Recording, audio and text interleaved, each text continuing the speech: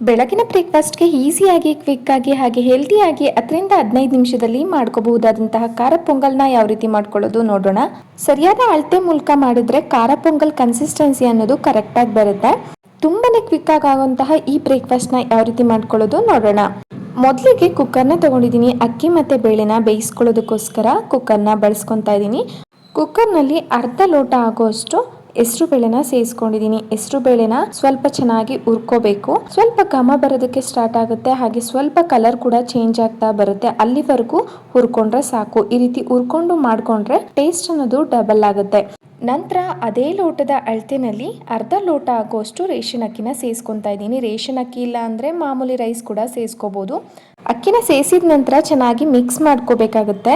ಉರಿಯೋ ಅಂತಹ ಅವಶ್ಯಕತೆ ಇಲ್ಲ. ಚೆನ್ನಾಗಿ ಮಿಕ್ಸ್ ಮಾಡಿಕೊಂಡು ಸ್ಟವ್ ಆಫ್ ಮಾಡಿಕೊಂಡು 1-2 ರಿಂದ 3 ಸರಿ ಚೆನ್ನಾಗಿ ವಾಶ್ ಮಾಡಿಕೊಂಡು ತೊಗೊಂಡಿದ್ದೀನಿ. ನಂತರ ಇದಕ್ಕೆ 1/4 ಟೀ ಸ್ಪೂನ್ ಆಗುವಷ್ಟು ಅರಿಶಿನ ಹಾಗೆ ರುಚಿಗೆ ತಕ್ಕಷ್ಟು ಉಪ್ಪನ್ನು ಕೂಡ ಸೇರಿಸ್ಕೊಂಡು, ಅಕ್ಕಿ ಬೇಳೆಯಿಂದ 1 ಲೋಟ ಆಗಿದ್ದು ಅದೇ ಲೋಟದ ಅಳತೆಯಿಂದ 2.5 ಲೋಟ ಆಗುವಷ್ಟು ನೀರನ್ನು ಸೇರಿಸ್ಕೊಂಡು, ನಂತರ 1 ಸ್ಪೂನ್ ಆಗುವಷ್ಟು ಅಡುಗೆ ಎಣ್ಣೆನ ಸೇರಿಸ್ಕೊಂಡು ಮುಚ್ಚಳ ಮುಚ್ಚಿ 2 ವಿಷಲ್ ಬರ್ಸ್ಕೊಂಡ್ರೆ ಸಾಕು. ಅಕ್ಕಿ ಮತ್ತು ಬೇಳೆ ಚೆನ್ನಾಗಿ ಸಾಫ್ಟಾಗಿ ಬೆಂದಿರುತ್ತೆ, ಜೊತೆಗೆ ಕನ್ಸಿಸ್ಟೆನ್ಸಿ ಕೂಡ ಚೆನ್ನಾಗಿರುತ್ತೆ.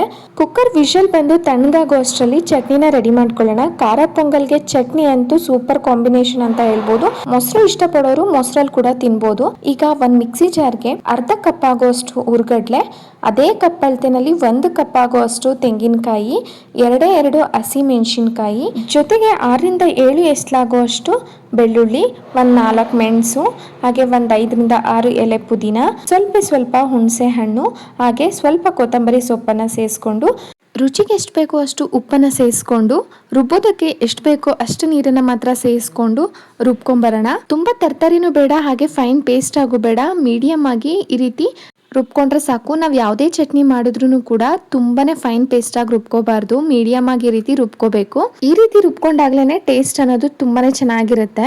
ಈಗ ಸಿಂಪಲ್ ಆಗಿ ಖಾರ ಪೊಂಗಲ್ಗೆ ಹೊಂದ್ಕೊಳ್ಳೋ ಅಂತಹ ಚಟ್ನಿ ಕೂಡ ರೆಡಿ ಆಯ್ತು. ಈ ಕಡೆ ಕುಕ್ಕರ್ ವಿಷಲ್ ಕೂಡ ಹೋಗಿ ತಣ್ಣಗಾಗಿದೆ. ನೋಡ್ತಿರ್ಬೋದು ಯಾವ ರೀತಿ ಕನ್ಸಿಸ್ಟೆನ್ಸಿನಲ್ಲಿ ಖಾರ ಪೊಂಗಲ್ ರೆಡಿ ಆಗಿದೆ ಅಂತ. ನಂತರ ಸ್ವಲ್ಪ ಒಗ್ಗರಣೆ ಮಾಡ್ಕೋಬೇಕಾಗುತ್ತೆ. ಒಗ್ಗರಣೆ ಮಾಡ್ಕೊಳ್ಳೋದಕ್ಕೋಸ್ಕರ ಒಂದು ಪ್ಯಾನ್ ಇಟ್ಕೊಂಡು ಸ್ಟವ್ ಆನ್ ಮಾಡಿ 3 ರಿಂದ 4 ಸ್ಪೂನ್ ಆಗುವಷ್ಟು ಎಣ್ಣೆನ ಸೇರಿಸ್ಕೊಂಡಿದ್ದೀನಿ. ಎಣ್ಣೆ ಬಿಸಿ ಆದ ನಂತರ ಅರ್ಧ ಸ್ಪೂನ್ ಕಾಳುಮೆಣಸು, ಅರ್ಧ ಸ್ಪೂನ್ ಜೀರಿಗೆ, ಅರ್ಧ ಸ್ಪೂನ್ ಸಾಸಿವೆ, ಹಾಗೆ ಸ್ವಲ್ಪ ಗೋಡಂಬಿ, 10 ರಿಂದ 12 ಗೋಡಂಬಿ, 2 ರಿಂದ 3 ಹಸಿ ಮೆಣಸಿನ್ಕಾಯಿನ ಉದ್ದುದಾಗಿ ಹಚ್ಚಿ ಸೇರಿಸ್ಕೊತಾ ಇದ್ದೀನಿ. ಹಾಗೆ 1 ಇಂಚು ಶುಂಠಿನ ಸಣ್ಣದಾಗಿ ಹಚ್ಚಿದ್ದೀನಿ. ಹಾಗೆ 6 ರಿಂದ 7 ಎಸ್ಲಾಗುವಷ್ಟು ಬೆಳ್ಳುಳ್ಳಿನೂ ಕೂಡ ಸಣ್ಣದಾಗಿ ಹೆಚ್ಚಿ ಸೇರಿಸ್ಕೊಂಡು 1 ನಿಮಿಷ ಚೆನ್ನಾಗಿ ಫ್ರೈ ಮಾಡ್ಕೊತಾ ಇದ್ದೀನಿ. ನಂತರ ಅರ್ಧ ಕಪ್ ಆಗುವಷ್ಟು ತೆಂಗಿನಕಾಯಿನ ಉದ್ದುದಾಗಿ ಸಣ್ಣದಾಗಿ ಹೆಚ್ಚಿ ಸೇರಿಸ್ಕೊಂಡು ಚೆನ್ನಾಗಿ ಗೋಲ್ಡನ್ ಫ್ರೈ ಆಗೋವರೆಗೂ ಫ್ರೈ ಮಾಡಿಕೊಂಡು ಖಾರ ಪೊಂಗಲ್ಗೆ ಸೇರಿಸ್ಕೊಳ್ಳೋಣ. ಸೇರಿಸ್ಕೊಂಡು ಅರ್ಧ ಕಪ್ ಆಗುವಷ್ಟು ಸಣ್ಣದಾಗಿ ಹೆಚ್ಚಿರುವಂತಹ ಕೊತ್ತಂಬರಿ ಸೊಪ್ಪನ್ನು ಕೂಡ ಸೇರಿಸ್ಕೊಂಡು ಚೆನ್ನಾಗಿ ಮಿಕ್ಸ್ ಮಾಡಿಕೊಂಡು 1-2 ನಿಮಿಷ ಕುದಿಸ್ಕೊಂಡ್ರೆ ಸಾಕು. ಖಾರ ಪೊಂಗಲ್ ರೆಡಿ ಆಗಿಬಿಡುತ್ತೆ.